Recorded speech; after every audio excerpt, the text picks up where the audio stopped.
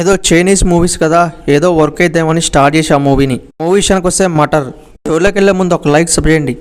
Hero కొడుకు ఆ కొడుకుని స్కూల్లో చదివిస్తూ ఉంటాడు. అలాగే వాళ్ళ కొడుకు ఒక అమ్మాయి పరిచయం అవుతూ ఉంటది. ఇది ఒక సస్పెన్స్ కిల్లర్ మూవీ. హీరో చాలా మంది చంపుకుంటూ పోతాడు. పోలీసులు కానీ ఎవరు కానీ పట్టుకోలేరు హీరోని.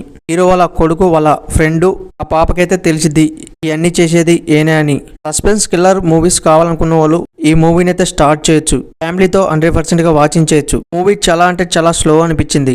సస్పెన్స్ ఎక్కడ కూడా క్లోజ్ గా తీసుకోవాలనిపించింది ఈ మూవీలో.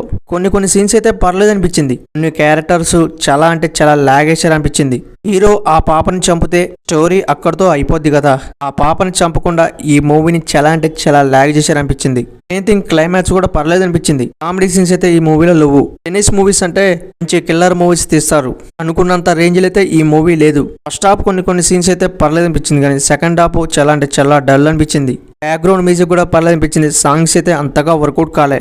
స్టోరీ అంత పర్ఫెక్ట్ గా లేదనిపించింది. అందులో ఉన్న క్యారెక్టర్స్ కూడా అంత ఇంపార్టెంట్ ఇలే. డైరెక్టర్ చాలా మంచి మూవీస్ తీశాడు సస్పెన్స్ కిల్లర్స్. ఈ మూవీ ఈ రేంజ్ లో ఉంటుంది అనుకోలే. సస్పెన్స్ కిల్లర్ మూవీ కావాలనుకుంటే ఈ మూవీని అయితే స్టార్ట్ చేయండి. కొద్దిగప్ప లేకున్నా మీకైతే వర్కౌట్ అయితే కొన్ని సీన్స్ అయితే. మూవీ ఎక్కడ దొరికితే తెలుసు కదా, పోయి చూడండి. మన ఛానల్ వస్తే ఒక లైక్ సబ్ చేయండి. Please support me.